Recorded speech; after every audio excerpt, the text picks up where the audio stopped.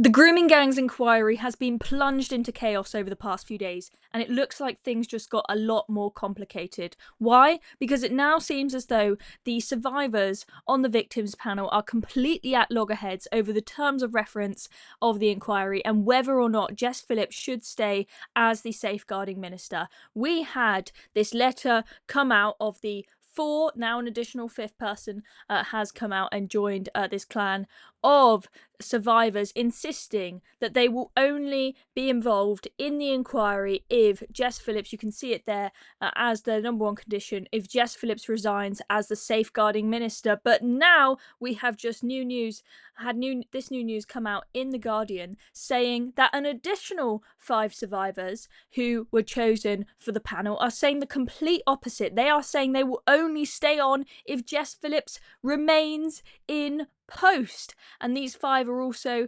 suggesting that perhaps we should widen the scope of the inquiry to cover other forms of child sexual abuse aside from your typical grooming gangs. So let's take a look at what is going on. This has really thrown a spanner in the works. So this is in The Guardian. 5 survivors invited on the child sexual exploitation inquiry panel have written to Keir Starmer and Shabana Mahmood to say they will continue working with the investigation only if safeguarding minister Jess Phillips remains in post. The women have contacted the Prime Minister and Home Secretary outlining a range of conditions for their continued participation. They say Phillips has devoted her life to hearing and amplifying the voices of women and girls who would have otherwise been unheard.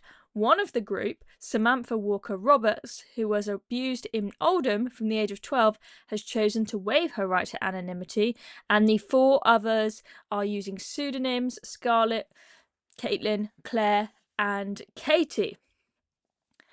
And they say that they want the inquiry to cover all types of sexual exploitations, not just the typical grooming gangs that have been so scandalous in the news. And they've praised Jess Phillips here, praised her previous record, and then they say Jess was clear that the focus would be on grooming gangs. However, survivors in the group explained that they would be excluded for not fitting the generalized stereotype of what that is and should focus on child sexual exploitation.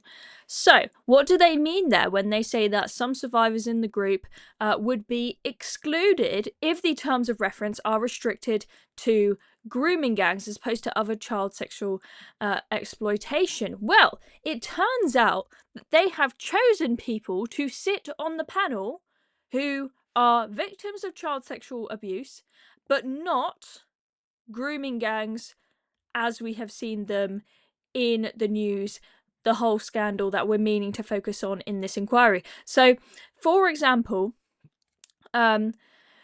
Walker Roberts, one of these victims, says that she was attacked in a one-off kidnap, so there was no grooming involved. She says, that's what I am fighting to say, widen the scope so that I can be included. And look, not to downplay what has happened to this girl, I'm sure it is absolutely horrific, but the specific reason why we wanted a national inquiry into grooming gangs, not all forms of child sexual exploitation, is because what was a clear issue with the previous report, the ICSA report, is that it was too broad. It didn't specifically focus on grooming gangs, where the specific issue here is that for grooming gangs, as opposed to other forms of child sexual exploitation, there was a huge problem of things being covered up by various authorities because they were scared of being called racist. That is the problem that needs to be addressed. Yet they have decided to choose people for the panel that were not included in that form of abuse, and then no surprise that they are insisting that the terms of reference are widened. This to me seems to be a big mishap there. I am on the side of those that say the inquiry needs to be restricted just to grooming gangs, and of course then for other forms of child sexual exploitation, then they need to implement the recommendations of the ICSA report. You can do both of those in tandem Absolutely.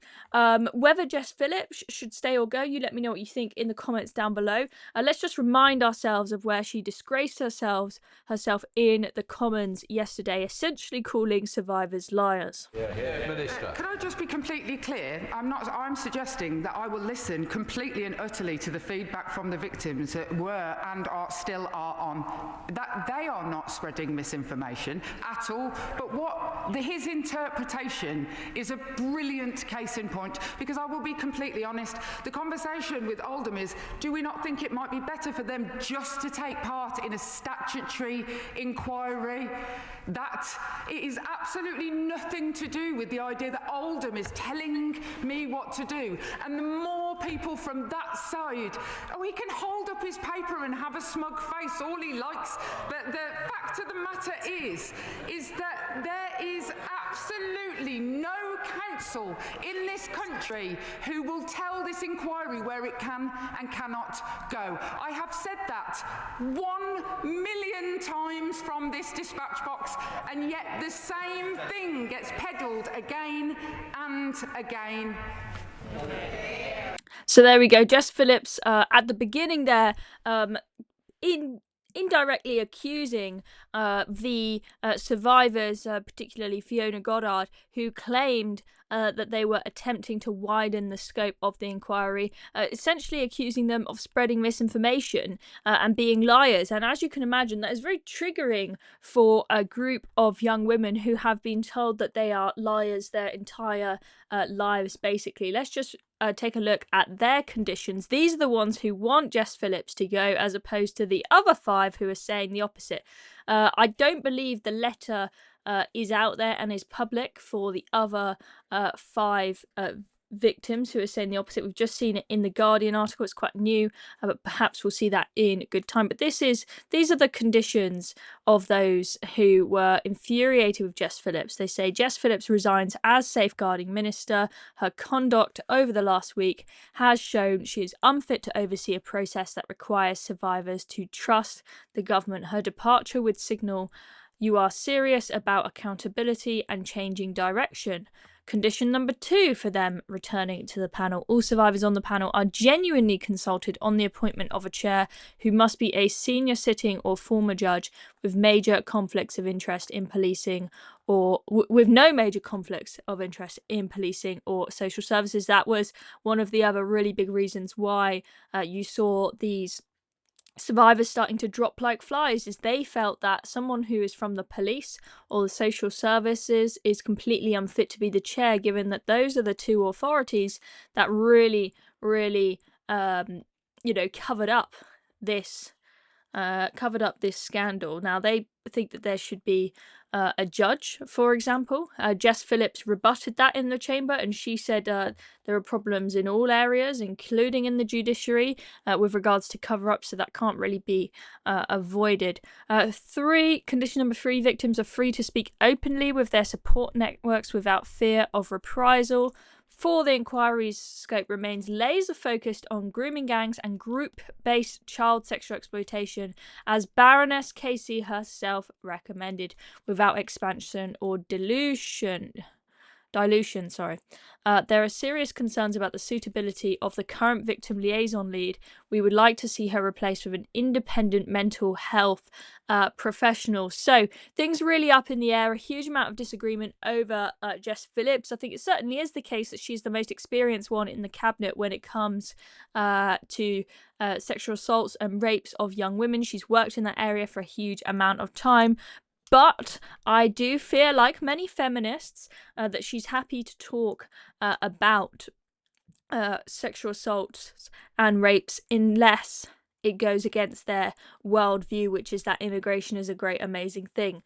So I don't think that she has been willing to accept the truth about the link between British Pakistani Muslim men and these sorts of crimes. So I'm not sure. Let me know what you think in the comments down below. But the one bit of good news is that after all of this controversy, Keir Starmer has confirmed that Baroness Casey will be overseeing the process of the inquiry going forwards. But it looks like it could be several months before we manage to find another chair, because just to clarify, every single potential chair of the inquiry on the shortlist has now resigned themselves and taken themselves off that list. So it's getting awfully chaotic. Will this inquiry even ever go ahead, and will it actually focus on the grooming gangs in the way that it should do? That's the latest on this chaos surrounding the inquiry. I'm Chloe Dobbs. Thank you very much for watching this video, and make sure you hit subscribe down below if you want to have more news updates.